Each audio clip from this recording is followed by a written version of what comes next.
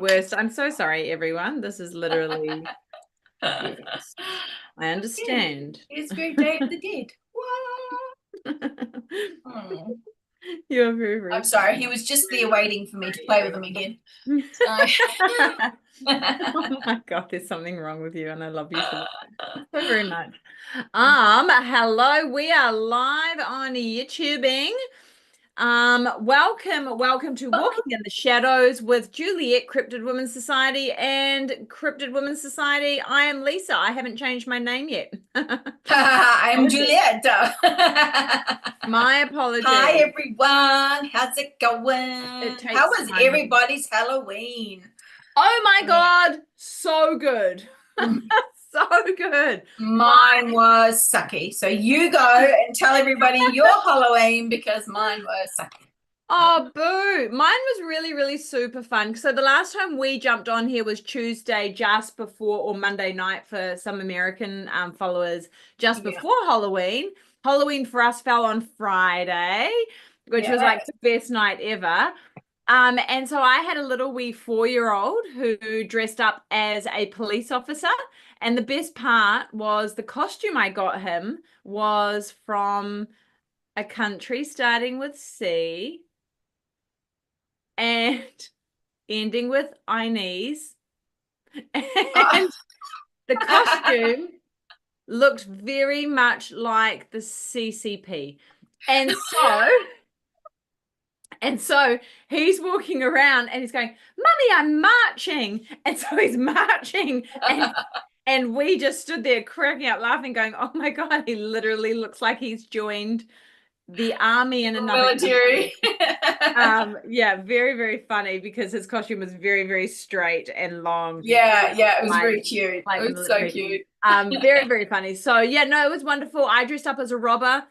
He had the best time ever trying to catch his mum, who had a mask. I had a mask and a beanie on, and striped stockings and a loop bag. And yeah, it was great fun. In New Zealand it's summertime. So it was beautiful hot weather. So we all went down to a giant park down the road, and there was bananas everywhere, like people dressed up as bananas everywhere, and minions, and a giant UFO, which was really cool, made out of an umbrella. And yeah, it was a really, really fantastic evening, and he had the best time ever. And when the real cop car pulled up and they wound their window down and said, "Officer, nice to see you on duty," and he just was like, "Real cop." Oh, that's so cool. No, we had the best time ever. Yeah, we had a great Halloween. We don't often do Halloween. It's not a big thing in New Zealand, but we like to, now that we've got this little 4-year-old munchkin, we like to have fun with him and take him out, let him get dressed up, you know? Yeah, I mean, because like, who doesn't love getting dressed up? I mean, you and I used For to do real. it Oh a my God. lot. Any excuse, we'd be like, yeah, let's go. Yeah, So, 100%. We're not doing it anymore, but I feel like I'm like I am Day of the Dead dressed up currently. Where are you, Juliet? I'm above Mexico because I couldn't get a background to work. So Mexico's just down to the left. Apparently it's down. Oh yeah, no, that way. Oh, I can't even do it. Why don't you do it? Down there. There we go. It's down there somewhere. I don't know. That is hilarious. Yeah, we That is couldn't all the quite dead people coming out to play. we couldn't quite figure that one out. But Yeah, no, didn't want to yeah, do it had it. an amazing Halloween, super fun. And I learned actually the other day, I was listening to the boys on Cult of Conspiracy, and they talked about Spirit Halloween, which is a giant store, like chain of stores over in America that show up for 1 month and then disappear. And there's something like 1,500 of them throughout America or something. And Right. I was learning from them, like kind of the stories around Halloween and that sort of stuff. And I just thought, man, that's so wild, because we don't have that in New Zealand. Like, No. we don't have things that, like, shops that just show up for Halloween. We have Christmas ones now, but not Halloween ones, right? Yeah. Woo! It just Super came out of a skull.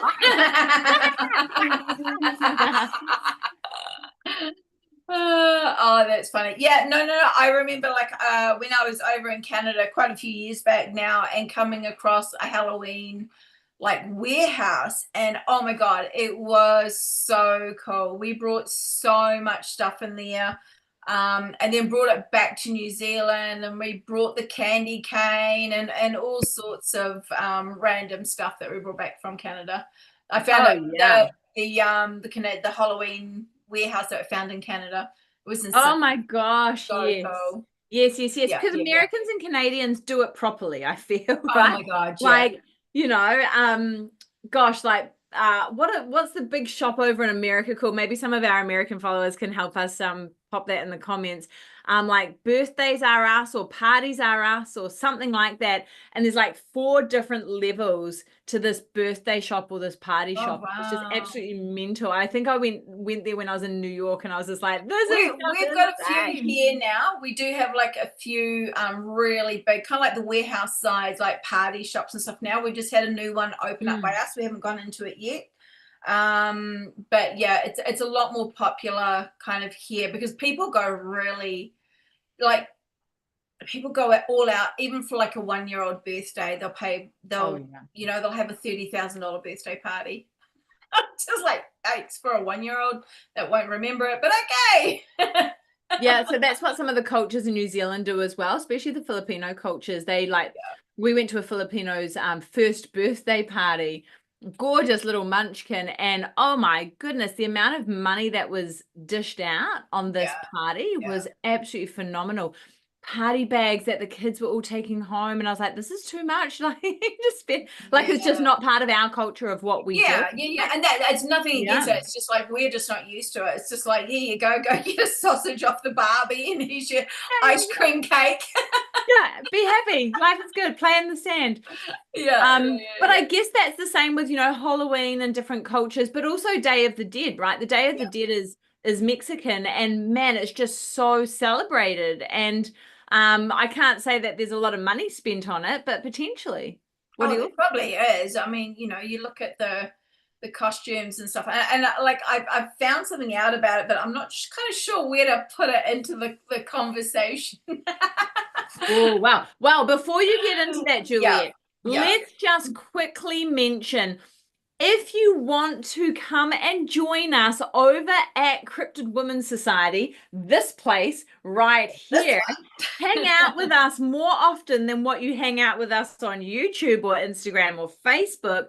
Get the good stuff that's in the back end, in the members portal. Oh, yes, we have our very own members portal where all of our members get to come and join in-depth conversations, share evidence, join in on live stream interviews that are not released on YouTube. That's where all the good stuff happens, especially when you're talking about the dungeon R18, where all the fun stuff happens down in the dungeon, because every portal needs a dungeon.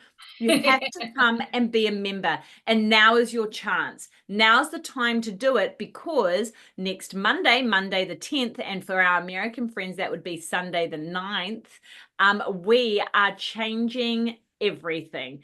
And I mean everything. And Juliet might not even know about this because basically I'm just making decisions. So And the I've been working. founding membership is closing. There is no more founding membership. Come Monday, the founding membership will be closed. And that means you will miss out on all of the VIP stuff, all of the really super low membership prices for the life of your membership. You'll miss out on the golden tickets. Juliet, we've given away a couple of golden tickets, and those are invites to come on an expedition with us to Egypt next year. You only get those invites if you are a founding member. You have to get involved. So now's the time to do it, because we are shutting that founding membership off on Monday, the 10th of November, New Zealand time. That'll be the 9th, Sunday the 9th in US time.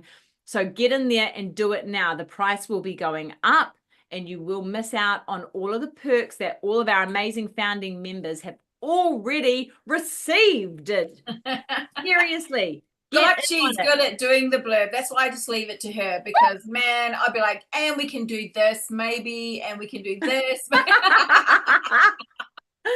That's why I love you, girl, because you're creative. You're the creative brain. You come up with the creativeness, and I come up with the other stuff, and that's what makes the technical stuff, even though she occasionally sucks at technical stuff. So. Yeah. No, I blame Alison, actually. Can I blame Alison? Sorry, Alison, I love you. Sorry, Alison, we won't throw you under the bus. Sorry, babe. Also, welcome all of our Cult of Conspiracy members from the podcast. You guys are amazing. You guys and girls are amazing, should I say. Thank you for coming over and joining us and being a part of it. We love Jonathan and Jacob over there. We feel privileged to be part of their podcast network, and all of the cult members over there that are listening to our episodes. Thank you so much for the love that you're showing us. We appreciate it more than what you will ever know. Yep. And we're loving the comments and just funny comments, and we're definitely gonna get some few ideas of different things to research and what kind of way, areas that you guys want us to go and things to look into. So different topics and whatnot, right? Yeah. And we've just had a conversation with the amazing Brandon Kroll, who is a stable on the Cult of Conspiracy. And man, that was the funniest conversation ever. That will be released around Thanksgiving time, end of November. Yeah. So keep your eyes peeled for that interview, because that was funny. Oh god.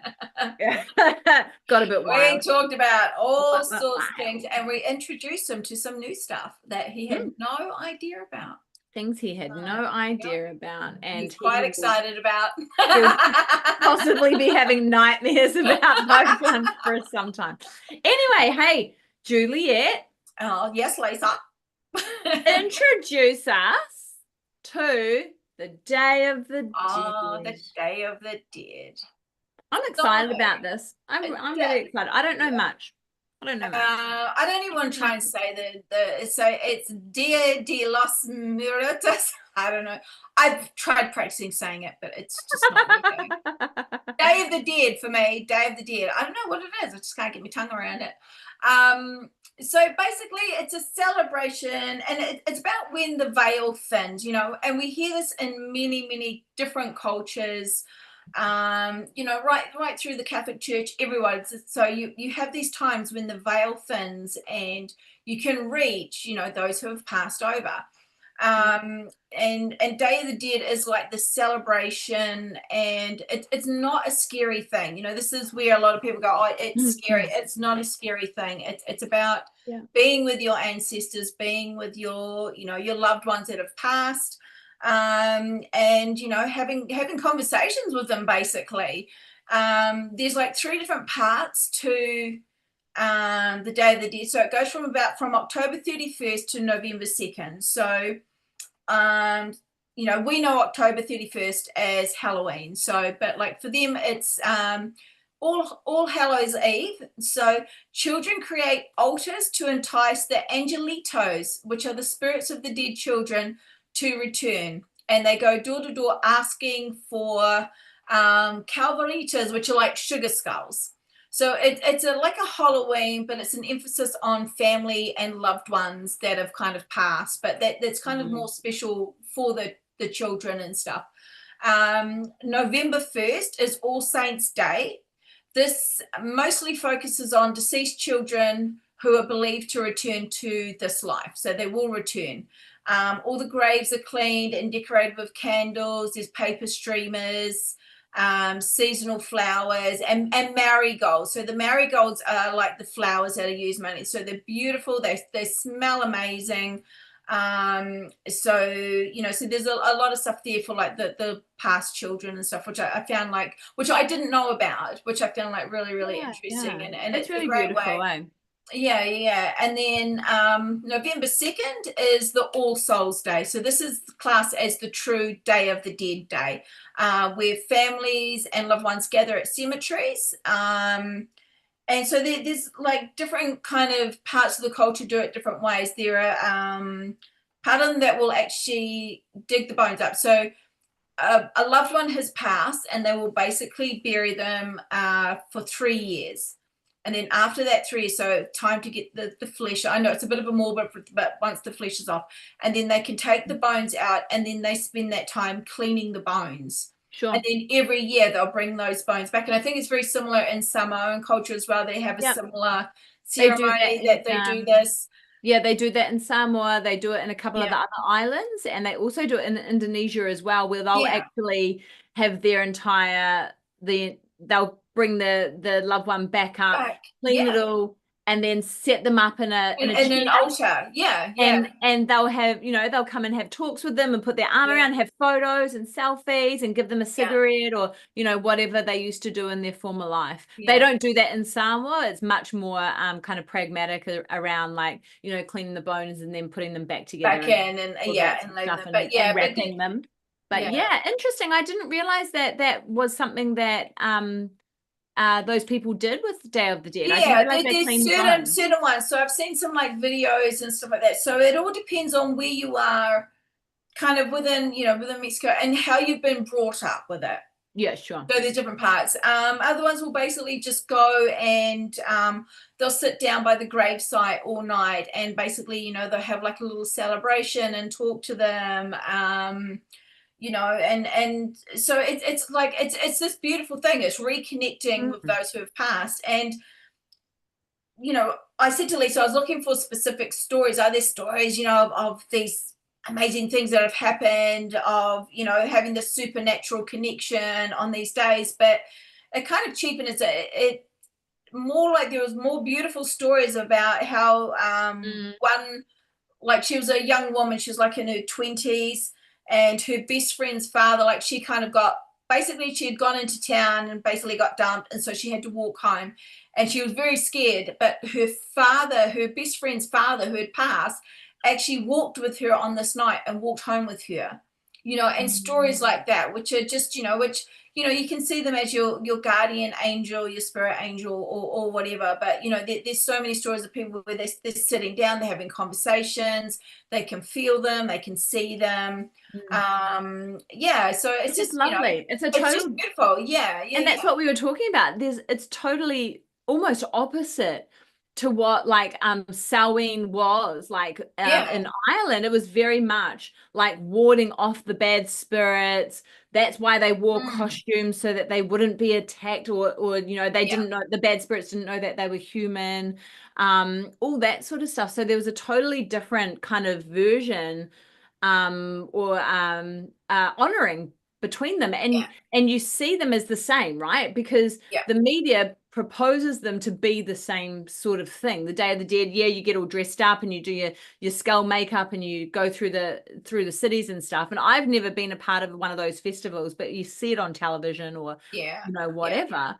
And my understanding was they are the same. Halloween and Day of the Dead are the Mm. same, and they are total opposites. Completely different. Yeah, Mm. yeah, yeah. So, Oh, that's cool. yeah, so it is. So I mean, that's it. You can have the families that bring out the bones, or have the skulls and like on altars and stuff like that. And we don't mean altars and Mm. like a thingy way, but just they'll play music, they'll have candles going, they're surrounded by flowers and food, and yeah. So it's yeah, it's really kind of it's not a sad thing. It is not a sad thing. Whereas in the Western culture, it's seen as like it would be such a taboo thing to go and dig up our dead relatives and go hang out with them, Yeah, yeah, like for yeah. the Western culture. I mean, it is just totally unheard of.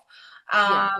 So and It's so I so. think that's where that thing of fear of death comes in.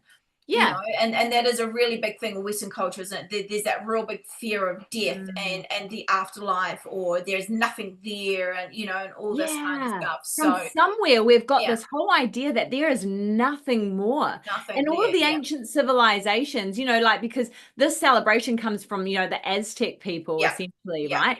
And so you kind of go, all of these ancient civilizations, you go back to the Egyptians, Sumerians, all the yeah, way around, had this understanding that there was reincarnation, or there was an idea that there was the underworld, and that you were able to kind of come back in some form. yeah, Um, and you needed things as you were going into the underworld. But this Western culture that we live in is just like, oh, well, you're done. yeah, yeah. And That's it. It's over. So I argue with people all the time because it does my head in. I'm like, in what plane do you think you are only here, and you are spirit, you have this spirit inside you, and we know this, and it's been proven on so many scientific levels that you do have an energy and you do have a spirit, that it goes nowhere. it just Yeah. floats Which around is in the in all atmosphere. religions, isn't it? You know, that's the thing. Absolutely. Yeah. Yeah. Yeah. Every religion, every historical, societal text, civilization kind of mantra, it's always Oh, about there's a few out there that have been like, something nah, big. you're done. So Well, but they're not that's ancient it. civilizations, right? No, no, All of they're the modern. ancients all Yeah. believed that there was some form of Yeah. afterlife, be it reincarnation or afterlife somewhere else. Your energy Yeah. still is As maintained. in, yeah. So it's such a wild theory that we have as Western society that you just go nowhere. And like Yeah. I argue with Terry over it, my partner, because he's like, "Oh no, we're done." And I'm like, "What the? What do you Well, mean you're we're not done?" joining me in the afterlife then. I'm going by myself. What do you mean we're done? Where do you go? Yeah. Are you just going to Yeah. hang out in your body? And he's like, no, we just cease to exist. And I was like, you can't not have, Yeah. once you have something, you can't not have something. It Yeah. has to be Yeah. turned into something else. You cannot get rid of energy. Energy simply has to transform into something else, right? Once it's there, it's there. It's So there. he's just like, no, it's not. Like, have the best Uh, arguments with that well, man. this Right. this celebration, like through the years, it kind of blends two layers. So this is where I found it really interesting. Mm. So the indigenous side, the Mesoamerican ancestors from the like you're saying, predates the Spanish invasion by many centuries, the Aztec, the Maya, the Perpetua and related cultures. Death was seen as part of a natural cycle. It's not a permanent, literally what you're saying, it is not a permanent separation. The skulls and skeleton imagery were used to honor the dead, so it was never seen as a scary thing. And Aztec culture in particular kept a festival for the dead overseen by deities. I think who you're going to talk about, the Maita Ketu, the Lady of the Dead. I think You so. Yeah, say that, she's gonna say that word. Say that word. Mighty Kaituati. Oh, like I just ruined it. I'm sorry. I apologize to everyone out there. Drink. So drink. So rulers of the underworld and the ninth month of the Aztec calendar. The second part of it, which is now the Catholic and colonial influence, which started kind of under after the 1500s. So that has come from the Spanish missionaries and church authorities push local people to align their kind of like ancestor rituals with the Catholic feast of like All Saints Day, which again is on the 1st of November. So this also, you know, when it comes to like the Catholic holidays, it also talks about that thinning of the veil. So they all, you know, you have, you know, like we're saying, you have different religions, they all talk the thinning of the veil. So it's you know, it's literally, you know, it's that folklore, that metaphysical kind of idea that it just the boundary, you know, between the living and dead has, you know, it's basically just kind of disappeared. It gets weaker. But yeah, it's really interesting, the Catholic side of it as well. You know, they have very, very similar stuff within, you know, the Bible and, you know, and all that kind of stuff. So it all depends on, you know, who you follow and that kind of stuff. But the thinning of the veil, it's said in many different It's a very common thread, right? it's Yeah, a very, absolutely. very common thread, yeah. So Samhain, like you were talking about before, was a Iron Age Celtic festival that was in Ireland, Scotland, and parts of Britain. It marked the end of the harvest and the start of the dark half of the year. So basically going into winter. And that also was held around the 31st of October, 1st of November. They believe that people of the dead and other spirits could cross into the human world, and at times itself becomes liminal. So bonfires were lit, household fires were extinguished, and then relit for protection. And like you're saying, the disguises were worn to ward off harmful spirits. Food was left out for them. So yeah, so that real kind of change in, you know, the dead are seen as a bad thing, and a lot of that has come through the Catholic Church and that kind of stuff. That's Very where much so. that, I mean, yeah. is that a conspiracy in quotation marks that's been pushed on purpose by certain groups to kind of disconnect you from the idea that there is more afterwards. Yeah, That well, there's a lot of that's not just with the dead, it's with every kind of spiritual element, isn't it? It's like you sure. can only follow this one. So I find Irish that and really yeah, interesting. Irish and Scottish folklore. Samhain was also the night when burial mounds and fairy mounds were said to open. So Oh, the ARC, which are the fair folk, could pass through the veil. So that was when the fairy folk could come through the veil. oh, Um, you had to show them great respect, and you definitely did not disturb the ancient mounds. You never blocked the path, and you always left offerings, and you had to be in by a certain time at night because that was the night that they all came out, and basically you did not want to be caused left out. chaos. That's like the purge, but on a fairy version. Yeah, that'd Like, be could you scary. imagine that? Just imagine this for just 1 second, little side tangent. Imagine the movie The Purge, where you were able to go around and kill everyone, but they were fairies doing it. Fuck, what a cool video would that? Oh my God, that would be an amazing movie. Let's make that. That would be wild. And you get stuck outside and you've got like those naughty little pixie things that are like pulling your shoelaces undone and tying Oh them yeah, together tie so them you up can and so you over. fall over so you can't run Yeah. away. And Yeah, then you've got yeah. like the other like brownies and like terrible like hobgoblins and stuff that have come Yeah. through the fairy mound and like they're just Well, that's it because destroying people think, everything. oh, cute little fairies and little wings. Now these things are got teeth, man. These things will bite. Yeah. They're They were gnarly. nasty. They were terrifying, and and like they said, they were known to steal children. And you go back into the folklore, into the Sure. history and stuff of it, and that's what was said. And and it was nights like that they would leave the babies outside to swap the babies. So yeah, Wait, we could swap a baby? you can swap babies. The babies get taken by the Didn't know fairies. I So. could. I've got a couple And of then children again, that I'll do a swapperoo with. yeah. And then also in modern pagan and Wiccan language, the thinning of the veil at Solon is described as a time for ancestor work. So you set an empty plate at the table, you speak to the dead, you light candles at graveyards, you ask them for guidance. So it pretty much like mirrors ancestor behavior, what we used to do for the ancestors and stuff like that. So, Sure. for that kind of stuff, it's very yeah, it's kind of very similar.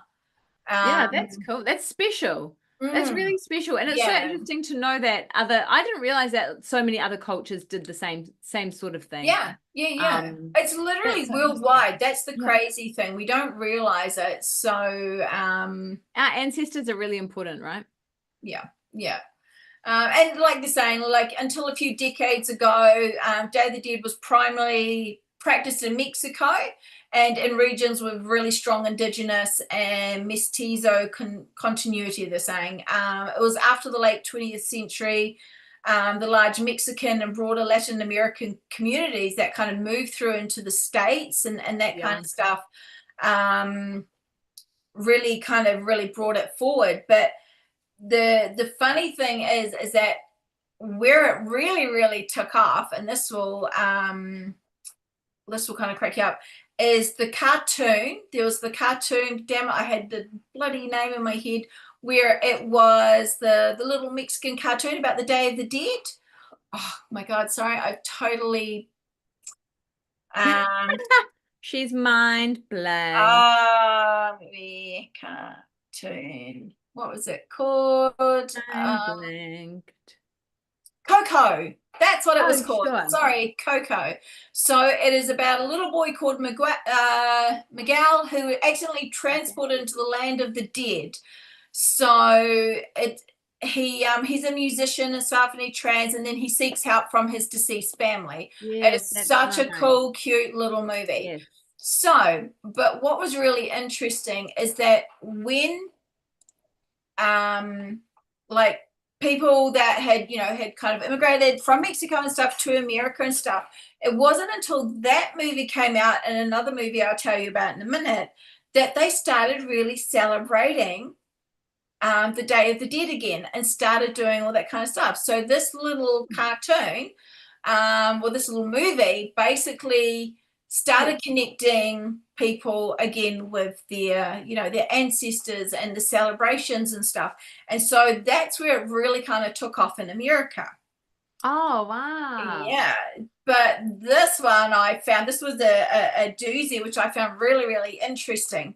So until there was a movie, okay, so in 2015, the James Bond movie Spectre was filmed in Mexico, right? In the opening scene, Daniel Craig, aka James Bond, was seen walking through a Day of the Dead festival through Mexico City. So this was filmed, they brought them all in. So it required over 1,000 extras, all dressed up in festive costumes, skull masks, the top hats, and it had 10 giant skeletons that went through the city, right? Yeah. So the largest skeleton puppet were up to 11 meters high, which is approximately Ooh. 36 feet high. And Wow, they that's each big. required around 6 puppeteers to operate them. They were insane. Okay, so they're absolutely amazing. The crazy thing is that when this movie was made, Mexico City had never ever held a Day of the Dead parade. Yes, I know. I'm like, what? And What? it was exactly, well, not exactly, but pretty much to the day, 1 year later that the movie was filmed there, Mexico City held its first Day of the Dead parade, which closely resembled the scene from Out of Spectre. Get lost. Yeah. So wait, so Day of the Dead doesn't do parades. So it Or does it, like little festivals. It's basically community festivals and that yeah, kind of stuff. So like within the town, it'd be like a little the winter show coming to us. Do you know what I mean? It would be like a little sure. festival. It wasn't, yeah. So, but up until that point, as far as citywide and that kind of stuff, it was never celebrated like it is now. And Spectre and Coco were the two main Wow. influences of the Day of the Dead becoming as big as what What it it is is. now within the Western world and reintroducing people to their ancestors and their culture and that kind of stuff. And literally it was like there are stories about when the movie Coco came out, and these Mexican people. I'm sorry if I'm saying it wrong, but they would sit there and go, "Oh my God, we've never done this before," and they would literally start setting up altars to the dead, and then celebrating it on these days, and it's brought them closer to their ancestors, brought them closer to their family and stuff like that. So Because these sort of rituals disappear, right? Like, yeah, yeah, okay, so there's a couple of things that we need to unpack on that one all yeah, by itself. Number one, the power that Hollywood has over society, yeah, right? The power that it has. Oh, look, we're doing a parade. Oh my God, we should totally do a parade. yeah, Like, wow, that's yeah. freaking mind blowing. Absolutely mind blowing. Yeah, I know. I was like, what? Yeah. How crazy is that? Wow, that's insane. And then to have Coco come out, obviously this is some Yeah. sort of a we're not revenuing enough on this holiday. This could be a Yeah. holiday, let's push it. Yeah. Because the amount of money made on Yes. Day of the Dead celebrations is huge. Or any celebration day, any festival day, it's huge, Right. and it's growing and it's growing and it's growing. Especially Yeah. when it's materialize become commercialized. Materialistic. Yeah. Yeah. And Yeah. become materialistic. Yeah, absolutely. There's money to be made. Let's make money off it. Number two, the second part of that, that's amazing. The second great little, oh, I love it when you bring little tidbits. It's so good. The second part is, yes, so many things disappear, right? Because so you take like an island like New Zealand, for example, the amount of young people that go to do their OE and they leave the country, and a lot of the time they don't come back until they're really old or not at all, right? Yeah. Like, look at you, Yeah. you've gone, goodbye, New Zealand. So or a lot of the rituals or the ceremonies, that sort of stuff that we used to do when we were younger, even just the little bits and pieces that were just part of our everyday life, have disappeared, I've right? just They just disappeared because those people are no longer doing that, or you've got generations that have well, they've gone, passed on. passed on. Yeah, It's just, yeah, absolutely. and the other generation comes through, and And it's the same with language, right? And you see this all the time, languages that are dying out. And then they get brought back from a different like kind of angle or whatever, and there's this big push to kind of bring them all back in and that sort of stuff. So Yeah. I find this really interesting. But at the same time, do you think the Day of the Dead is authentic? The What do way you that mean? the way that it's portrayed, i.e. behind me, like the way that it's portrayed and the parades and all that sort of stuff, is that authentic or is that the Disneyfied version Oh, of I think it Day of the Dead depends that we've on where you are. I think it totally seen? depends on where you are. There's you can't take out the cultural aspect of it, and and the thinning of the veil and basically talking to your Mm, ancestors. But there's always going to be people that are just going to do it for the party. You know what I mean? right. To dress up and have a party. Mm, mm, mm. And that it but every celebration is exactly the same. Some people don't take Halloween, some people don't take Christmas seriously, some people, you know what I mean. It all depends on like the whole gift giving thing at Christmas now just does my head in, because you've got to get this, you've got to get this, you've got to spend this amount of money, this amount. It never used to be about that. Thousands. That is such a Yeah. commercial, high pressure situation that people are now under to be able to give the best present, or Yeah. it's just like, that it just pisses me off, to be honest. Yeah, yeah, yeah. um Or like the kids are like, oh, I only got 13 presents this year. Mate, you're lucky you yeah, didn't get a punch in the face. yeah. I'll give you one of those for free. Yeah, you're I lucky got you one got an of those. orange. Yeah, you didn't just get an orange for Christmas. So Do you know what? Do you know what Terry told me? My partner, he says to me, last time the kids came to our gate for Halloween, I gave them peas. And I was like, what did you give me? He goes, frozen peas. Frozen peas. trick or treat, trick. Like, you're a horrible person. That's so funny. But I was just like, they're just little off tangent there. But I was just like, oh my God, that's really. But that was literally a discussion that was on the radio the other day, before Halloween, and she's going, "Do people do trick or treat anymore, or is it just treat? The kids just run around, all they want is candy. Yeah. What about the trick? Where's the trick side of it gone? Why don't you do me a trick?" You're like, and she says, because if you basically turn around and say to a kid, you're going to get a trick, she says, your house will probably get egged, and your car will have You get be told. scratched.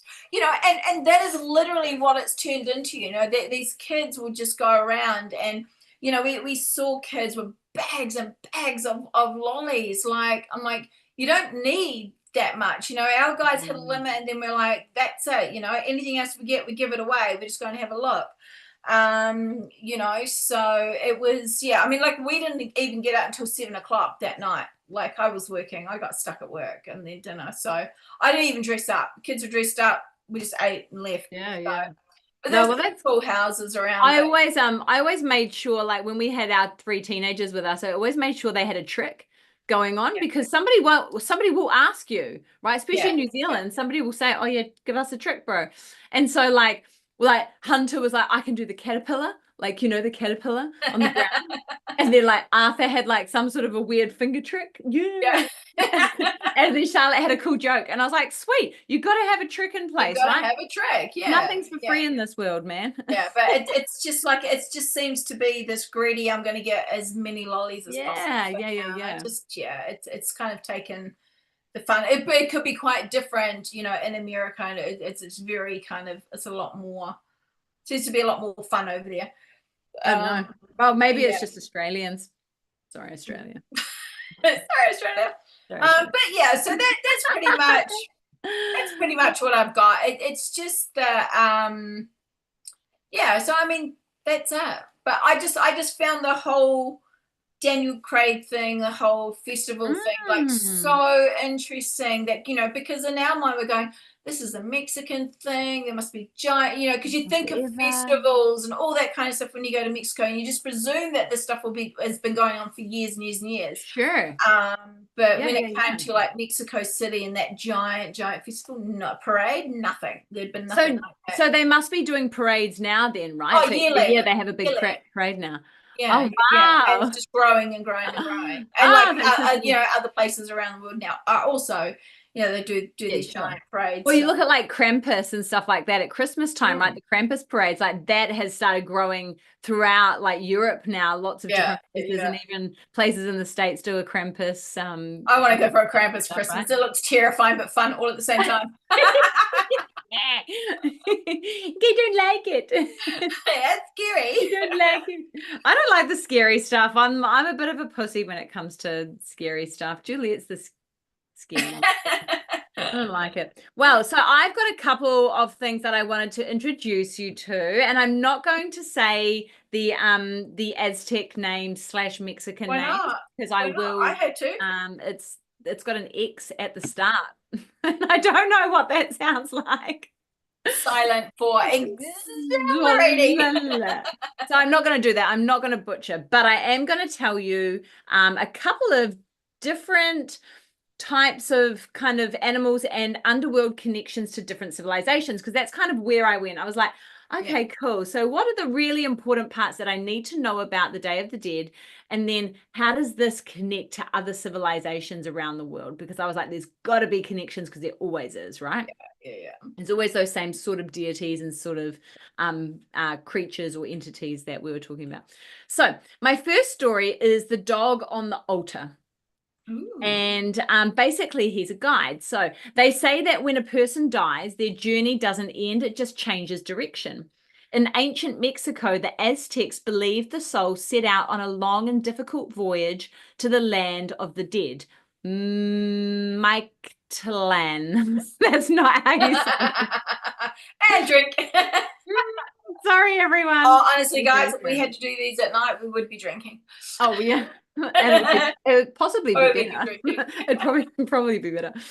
Anyway, it wasn't a quick trip. The path stretched across mountains, deserts, and rivers filled with dangerous spirits. Only the brave or the loved made it through. But no one traveled alone. The soul had a guide, a small hairless dog called the I'm gonna do it. The I know the dogs that you Italy. Yeah. Anyway, he's a cool little dog. This wasn't an ordinary animal. The Zolo, and we'll shorten him to Zolo, was scared. Was sacred. He was not scared. He was a big bulldog. Oh, God.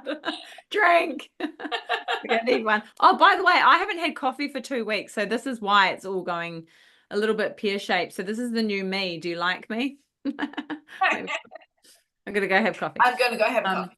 Anyway, so the Zolo was sacred, believed to see through the darkness that separates the living from the dead. Those who treated dogs with kindness and life were rewarded. Their Zolo would find them and lead them safely across the river that divides the worlds. But those who had been cruel were left behind, wandering and lost. And fair enough. If you treat a dog like shit, you deserve to be left behind. Even today, families honor that old story. If you look closely at the offerenda, which is their offerings, the marigolds, the candles, the altar built for the Day of the Dead, you might see a small dog figurine among the candles and the marigolds. It's a quiet reminder that love and loyalty don't stop at death. And the breed itself, still alive today. Yeah. The actual dog is sleek, black, and ancient, is one of the most oldest dog lineages on earth, and it's still walking beside the living just as it once guided the dead. Yeah, they're weird looking dogs, aren't they? Yeah. The Zolo, and they got little spiky tiny ears. They're cute. Yeah. So that was my first little guy, and as I kind of was like, okay, cool, you're a dog. Let's have a look at how this connects to other underworld connections through other civilizations. So there is an Aztec myth, the Xolotl, the twin who guides souls. That's Aztec Nahua. The origin is Aztec mythology, central Mexico. Its role was Xotolo was the god of lightning, fire, and transformation, and the twin brother of Quetzalcoatl. I can't remember how to say that word. The feathered serpent. You know who I'm talking about. Yeah. His name means monster or twin, and he takes many forms, most often depicted as a dog-headed being. And we've talked a lot about dog man and dog-headed beings in the past. Yeah. He was believed to guide the souls of the dead through the 9 perilous levels of Mictlan. God, I've got to learn how to say that. The Aztec underworld, often across a river of blood. The Zolo dog was his earthly counterpart, acting as a companion and a psychopomp for humans, basically like their connector, right? Yeah. Xylitol's symbology combines death, rebirth, and loyalty, the faithful guardian who leads the dead safely to their destinations.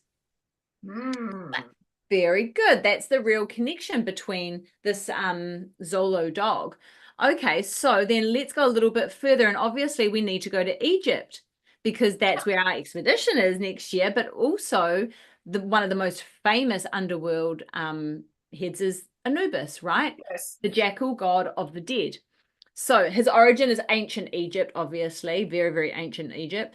His role was guardian of tombs and conductor of souls to the afterlife, essentially taking them across through the perilous river. Anyone? It's very similar. And we actually did an episode of the Book of the Dead and a couple of other Egyptian episodes that really went into the underworld and afterlife pathways and the journey that they had to take. And it's really, really similar.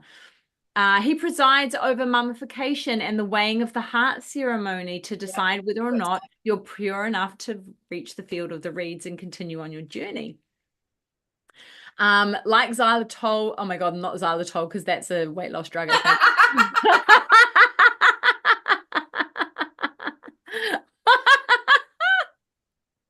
It's not that. It's not that. But can we call him xylitol for now? Okay, no, like Zolotin. Anubis has canine features symbolizing guidance, vigilance, oh Jesus Christ, vigilance, please help, and the ability to move between worlds. Scavenger of the dead, but also protector of their souls. So I found that really, really interesting. Both are really essential parts of the life cycle, right? And that reincarnation or that moving into a different dimension. And quite often you're like in hieroglyphic and kind of like the paintings and all that kind of stuff, you'll see scales, like the hanging scales, and there's generally, so a lot of people don't realize it's a heart on one side and a feather on the other. So your heart for the goodness is supposed to be even with the feather, not kind of absolutely. And that tells you whether or not you're allowed to move on, or if you yeah fall down to the hippo. What was her name? She's a terrible demon my God, lady with half hippo and half crocodile, and she eats you basically. Anyway, wonderful. Was it Hesheput? Oh, I can't remember, but she's a wonderful woman in Egyptian mythology. We love her. Yeah, I did a lot of research on her. I can't remember her name for the life of me. Menopause, everyone. Yep, there we go. Focusing in. The next one is Hermes Psychopompus, the soul escort from ancient Greece. His role was Hermes, best known as the messenger of the gods, but also held the title Psychopompus, meaning guide of souls. He led the spirits of the dead down to Hades, ensuring they reached their destination safely. Unlike Zolo or Anubis, Hermes isn't an underworld deity himself. He's a mediator capable of moving freely between the divine, mortal, and infernal realms. He represents the intelligence and the neutrality of passage, a soul's escort rather than its judge. But very similar, so many little connections that kind of go through each one. And the last one, oh, that's not the last one. I've got, oh my God. And Taweret is the name of the one. She was the Taweret, yes. The Egyptian hippopotamus goddess Taweret, whose name means the great one. She was a protective goddess of children, childbirth, fertility. She was a bipedal hippopotamus with a pregnant belly, often combined with other parts of animals like lion's limbs and a crocodile's tail. So she protected women and children. So you'll quite often find her like little Fertility. statue in Yeah, houses, yeah. stuff She's like in that. houses a lot. Yeah, absolutely. Yeah, Huge, but she huge does have that part. dark side where she basically munches people. Destroys people in the afterlife. Lovely. The next one I've got is from Norse mythology. Mm. Yeah, and I'm gonna butcher these ones too, and my apologies. Garmr, Garma, and Hela, Hela. They are the gatekeepers. So the roles are Garma is a monstrous hound, guards the gates of Helheim. I feel like you have to say it like that. Okay. Helheim. The Norse realm of the dead, ruled by the goddess Hel.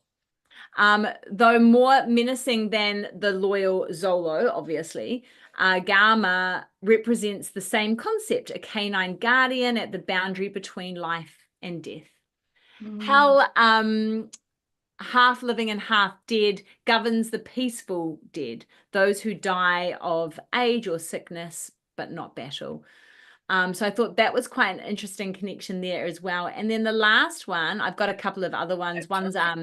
Yeah. One's the Black Shook, the Phantom Dog, Yeah. Barghest, and the Black Shook. Obviously up in England and Northern European folklore. These spectral black dogs appear near death or at the crossroads, sometimes as omens and sometimes as protectors.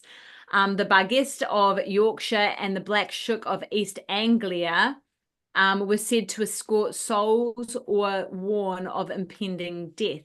They're often misunderstood as demonic, but older versions of the tales suggest that they were ancestral guardians akin to Zolo's role. And we did an episode on the black dogs, didn't we? And that was Yeah, really yeah, and it's interesting. really interesting. Like it is literally, again, it's like the dog man type thing. It's worldwide, even though it seems to be more of a modern thing. It is actually worldwide. So here we go. Put this out as we were talking about theories today. So if these like dog-headed bipedal humans, these guardians of the underground, basically, that's what happens.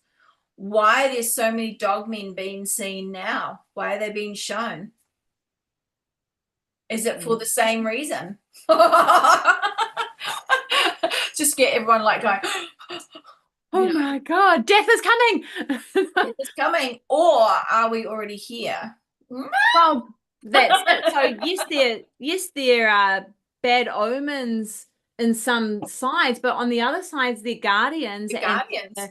and they're protectors. So are these dog men in fact protectors? But I don't know. I mean, and I like the idea of gatekeepers. We hear dog men being gatekeepers all the Yeah, time. And in Norse mythology, they are gatekeepers.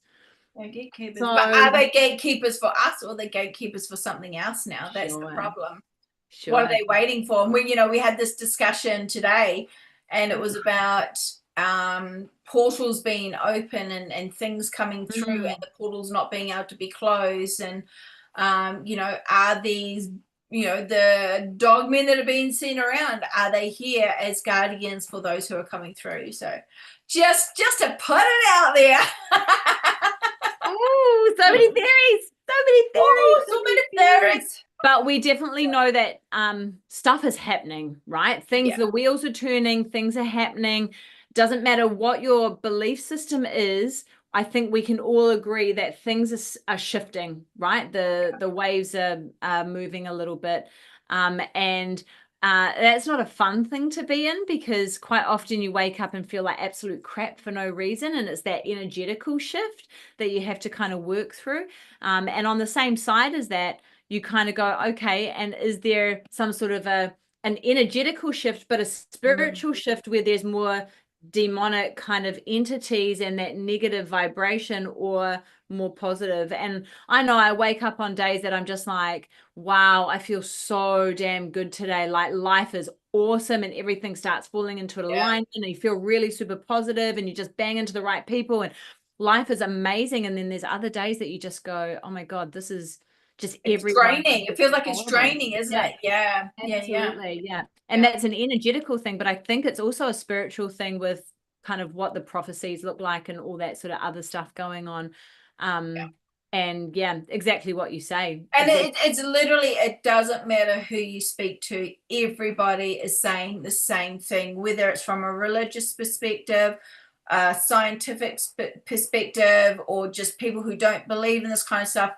Everyone is saying that there is something changing. Yeah. It is being felt by so many people.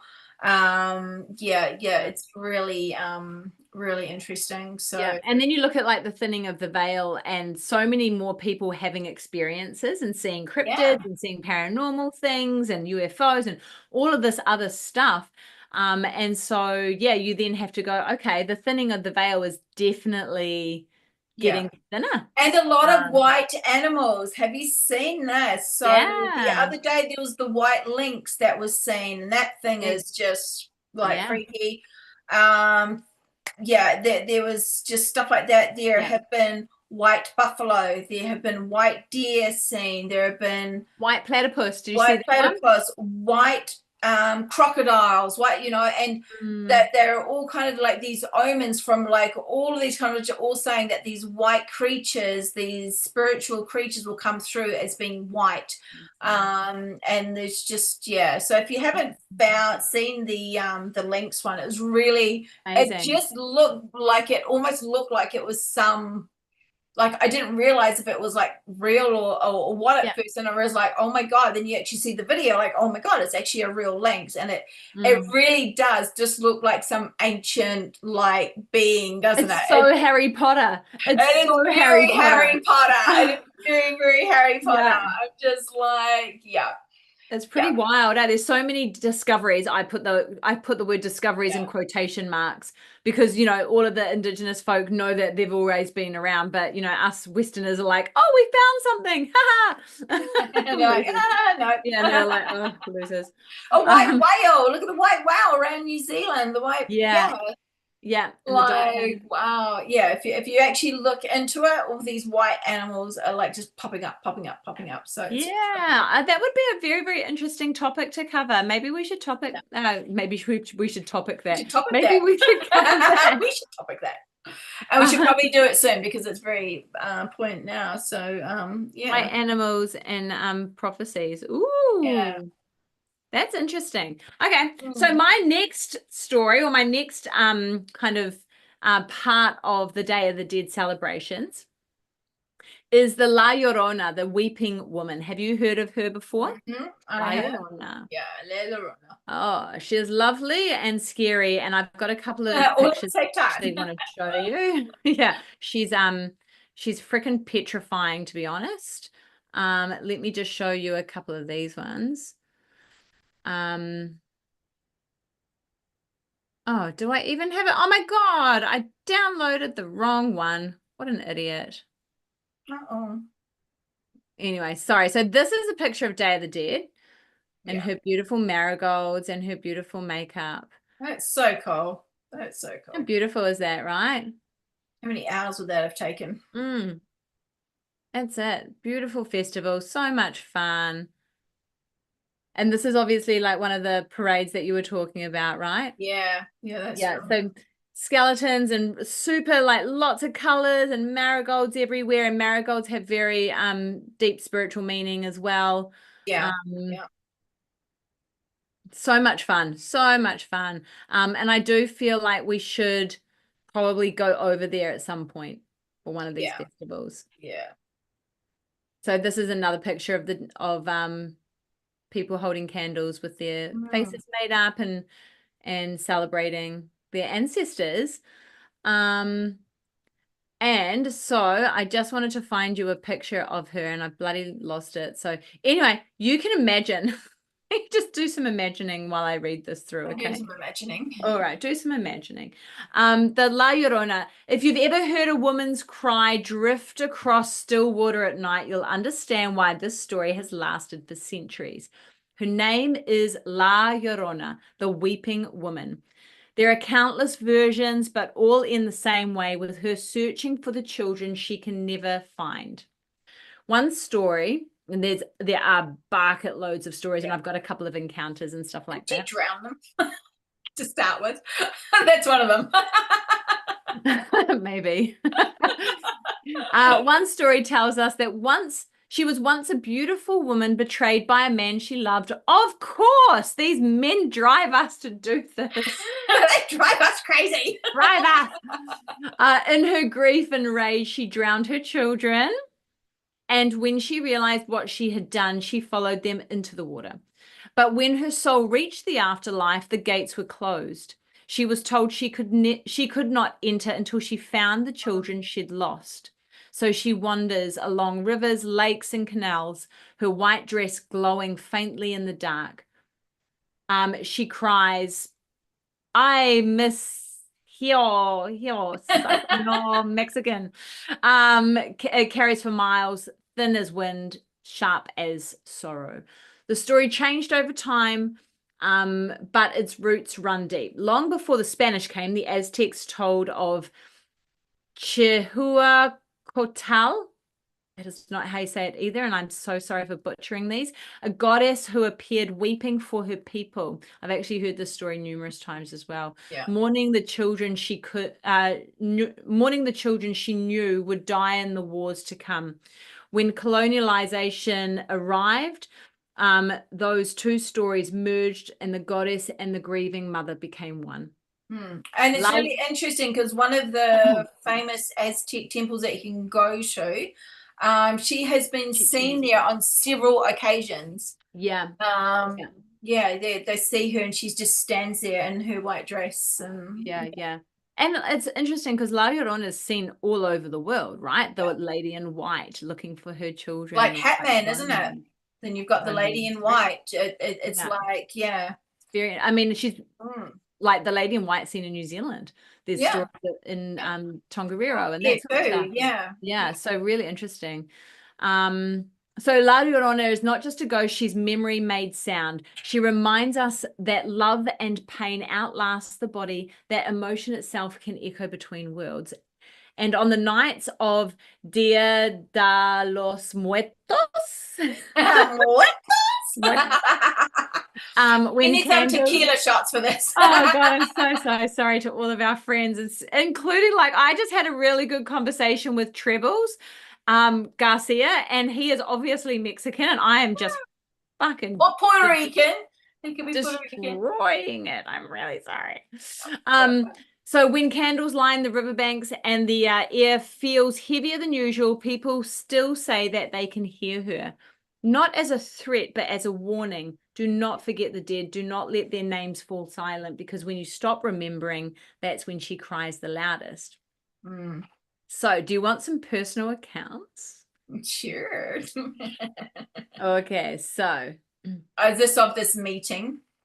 For those, I don't think we explained this. The reasoning behind the painted faces for the Day of the Dead, which quite often resemble a skull or a calavera, which is basically just the way for them for remembrance. It's celebrating. It's literally showing that life and death. So within you have life, but on the outside you have death, type thing. So it's So that's kind of they're one and the same. So it's really it's cool. It's kind of there. That's really special, eh? Yeah, that's real cool. Okay, so my first story, it's a personal experience from Reddit, from a lovely person that has deleted their account. So it's from a lovely person. Thank you so much for sharing. She says, I grew up in a small town in Mexico where there are many paranormal stories. Which is certain is that one that is certain is that the weeping woman is the one that marked me for life. When my maternal grandmother died, I was 15 years old, and my uncles did not want my grandfather to be alone. So I was the one who had to go and sleep at my grandfather's house every night and keep him company. One night after playing soccer with my friends, maybe it's a boy, I was late and I knew that there was no one to save me. I had to go to sleep at my grandfather's house and cross the dark roads and the river and the bridge. Yeah, been in that situation. Oh, crap. I have to do it myself. When I arrived at my grandfather's house, all normal, my dog was waiting for me. He was the one who gave him company during the day. a husky, all white and huge. I sat in an armchair next to my grandfather's bed while he watched the news on television at 11. Sorry, at television, this guy has no punctuation. At 11 p.m., he turned off the television and he went to bed. 20 minutes later, my dog starts to get restless. He squeals, barks, moves a lot. And that made me restless since my dog is not afraid of anything. And that's when it all started. We heard a crying, deep, full of pain. I heard an echo, and every time it got closer, there was a large window between my grandfather's bed and mine. My dog was under the bed crying. It was a cry capable of paralyzing you or freezing your soul. And every time I was closer to the window and I could not move, after about 3 minutes, my dog came out from under the bed to bark. The crying was gone. My grandfather laughed and told me that such a loud woman doesn't let me sleep either.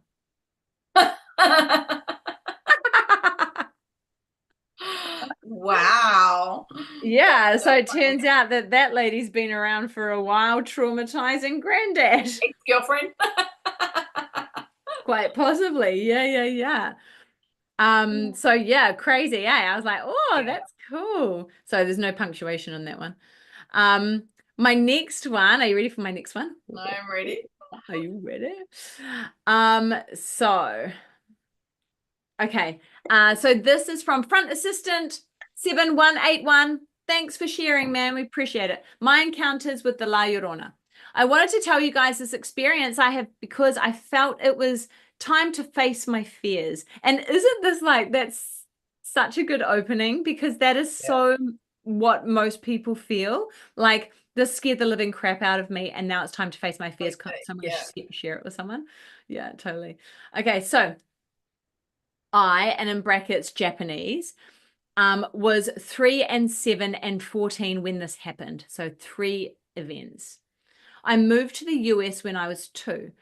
I've lived there until I was 18. I didn't really care about ghosts or the spooky shit that happened in the world. This all started one night when I was about 3. I was sitting down on the stairs while waiting for my mum to come upstairs after vacuuming. It was deep in the night, and this was back when my mum still liked moving around at nighttime.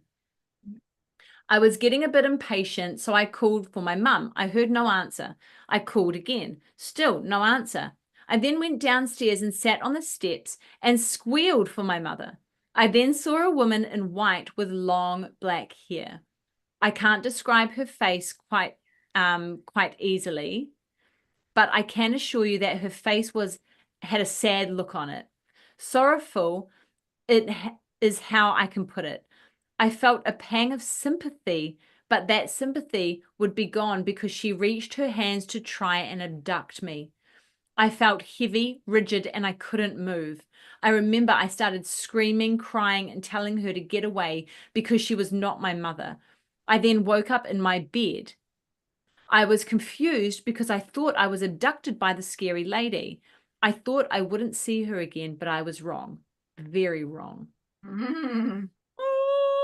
Okay. The next time I saw her was in a dream. I can remember everything that happened to me. I had a dream that I was in somebody's arms. I saw a body of water nearby to my left.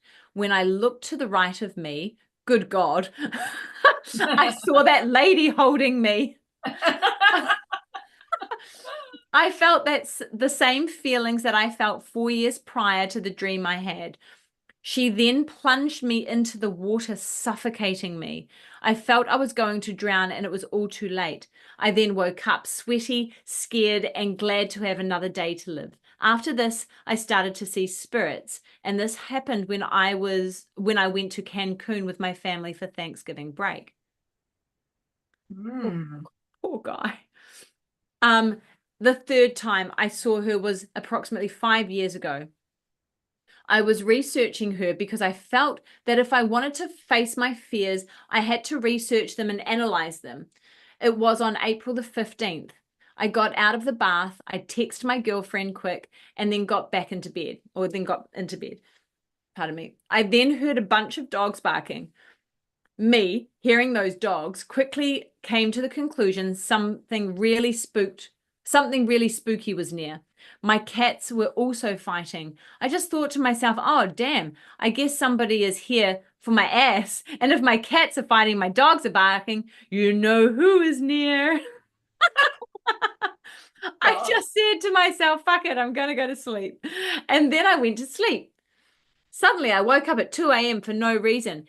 Everything was dead silent. I heard nothing. I felt calm and then went to sleep. That was a stupid decision there. That was a stupid decision there.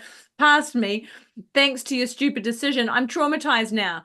I didn't sleep with my arms under the blankets, and my arm got grabbed by something or somebody. It was a very human hand. And then I heard some fast Spanish, which was soft and quiet. And then I heard Miss Hios repeatedly in the same soft and quiet tone, which is what La Llorona says when she's trying to find her children. Mm. I had a quick realization that the La Llorona was here to get my Asian ass for wanting to know more about her. Damn, I just pulled my arm away from her grip with my eyes closed. I did not want to see no more spooky shit in my eyes. All right. I just turned myself to my left and I just went to sleep again. I thought, damn, how did I just pull my arm away from her spooky ass? I just got up, looked around, and called for my cats to my room and just petted them while I like stared off into the distance. I think I had scared her off. I grabbed my Bible, which my dad had kept.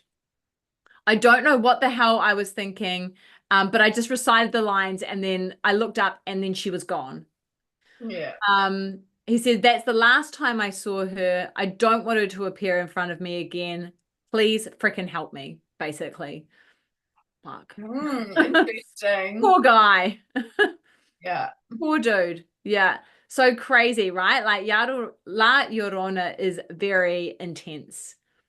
Yeah. Very, very, very intense. And there are a bucket load of stories that you can go and research yourself on her. And yeah, as they say, you know, like she's looking for her children. Also, you know, you see this lady in white who is forever wandering the halls of somewhere or ever searching Yeah. for something. It is, isn't it? It's always a lady in a white dress, black hair, white dress. It's Mm. like, yeah. Yeah, real Yeah. interesting. And so then the last one I have is, and I thought you might like this, Juliet, because Juliet loves horses. Aw, I Okay. do. Um, Cowpiece. the last story I have is the wooden horses of Kunaho, Uh-huh. Kuanaho, What? Kuanaho, Kuanaho, Kuanaho. Anyway, in the small town of Kuanaho is the hills of the Mohican. The people believe that on the night of November the 2nd, the spirits return home, not as whispers or shadows, but as riders. As the sun sets, the town folks set out wooden horses, hand carved, brightly painted with blues, reds, and yellows, and decorated with marigolds and fruit. They place them on altars and along the pathways to the cemetery, because when midnight comes, those horses are said to move, unseen but felt, carrying the souls of ancestors through the town back to their families. Oh, wow. Each figure is made with care. The carving, the paint, and the scent of the flowers are all messages to the dead. We remember we still have a place for you here. It's a story of beauty more than fear, which is what we talked about the Yeah. day. Yeah. While other parts of the world hide from spirits, Quanaho prepares a welcome. The clatter of hooves is said to echo softly in the distance, not from earth, but from the air, as the dead arrive to eat and listen and be remembered. That's pretty cool. Yeah, really, really cool way. And so there's a couple of stories, things like the sounds of hooves. It was just after midnight when Rosa heard the horses. She was sitting on her porch, candles still burning low on the family altar, when a faint clatter echoed down the cobblestone street. At first, she thought it was children playing or maybe a late visitor heading home. But when she stepped outside, the night was empty. No riders, no wind, only that rhythmic sound of hooves moving past her gate. The next Yeah. morning, she told her neighbor, an older woman named Isabel, what she had heard. Isabel nodded without surprise. She said, "That was your grandfather. You must have left his photograph too close to the edge of the altar. He was coming to check." Oh, wow. Rosa went inside. Her grandfather's picture had fallen forward during the night, candle wax pulled beneath it. The little wooden horse she'd placed beside it, the one her son had carved at school, had shifted slightly, now pointing towards the door. Ah, that's cool. Yeah, yeah. So there's Yeah. loads of stories like this sort of stuff. And it's Connected to seen as a the good thing. It's a festival. positive thing. It's not Yeah, seen as a scary thing, you know. And that was like the big part of it, is that you don't want it to be a yeah, yeah, scary thing yeah. because it's not. Yeah, Yeah, yeah, yeah. totally. And it's that whole understanding that, in fact, like they can come back to see you. And we Yeah. in New Zealand, like, we always say if there's a fantail, we have little fantails in New Zealand that literally have a tail like a fan.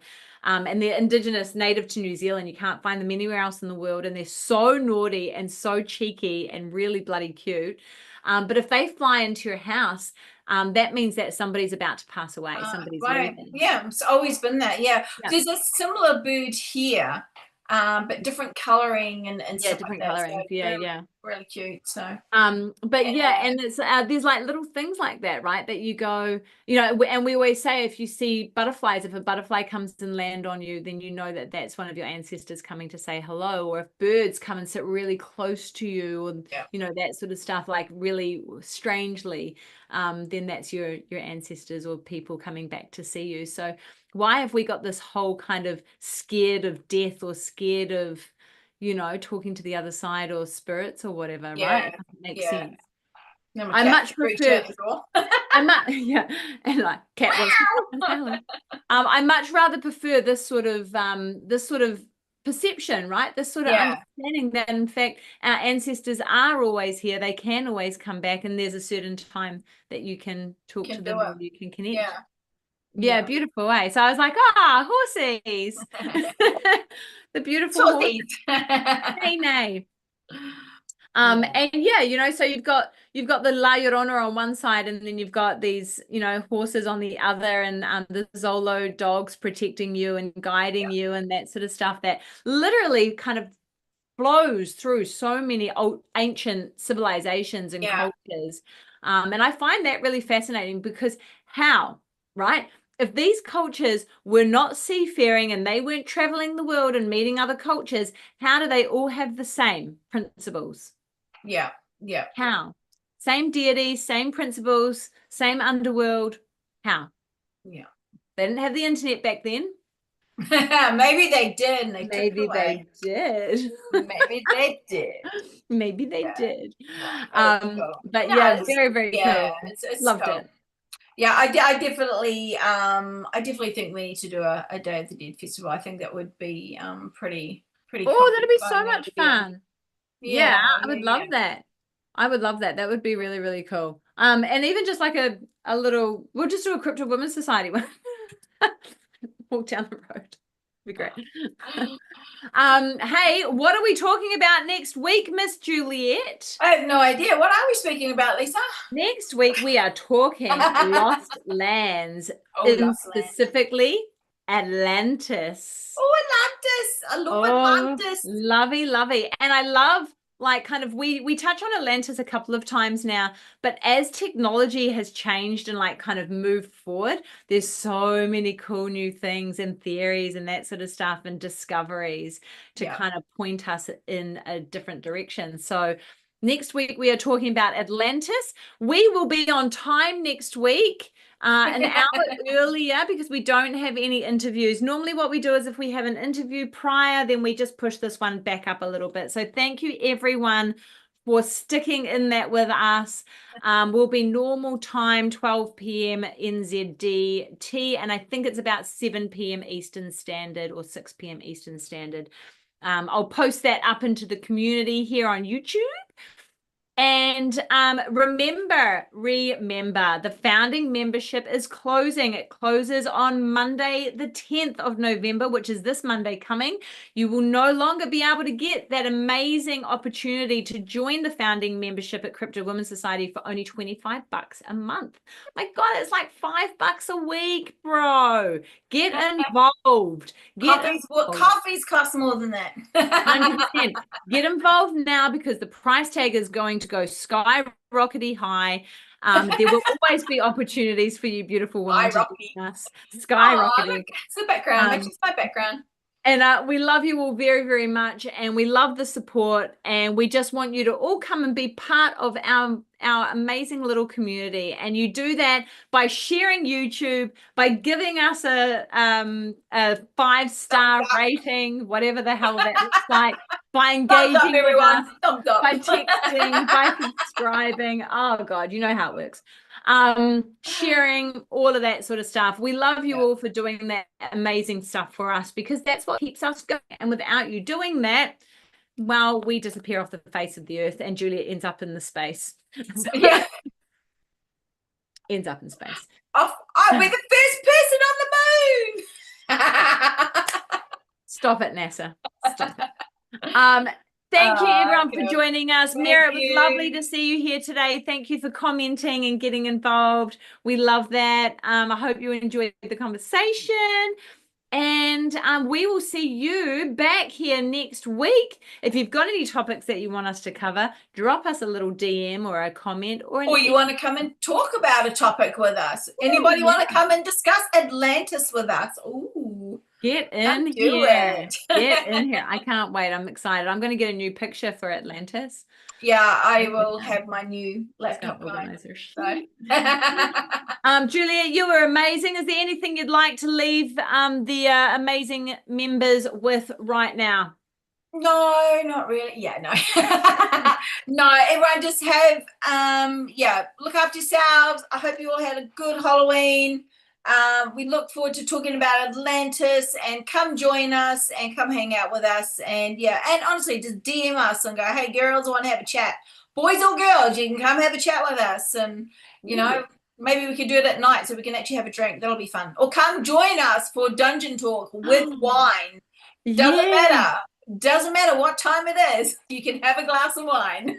9 o'clock somewhere in the world. 9 o'clock anywhere in the world. All right. Hey, what a great send-off. Great finishing point. Love you all to pieces. Have a great afternoon, evening, morning, no matter where you are in the world. And we will see you back here, same bat time, same bat channel next week. Mwah. Bye. Mwah. Mwah. Big kisses. We love you to pieces. I'm flying. I don't know what country do you think that would be behind me? I don't know. Can't see. It's just like a big mess, really. It looks a little bit Indonesian, to be honest. I don't know. A little bit Indonesian. We're just waiting for our Zoom to catch up and our live to catch up. It looks a little bit slow. A little bit lagging. A bit slow. Lagging dragon. A bit slow. All right, now we're doing the fishy things. Goodbye. I love you all.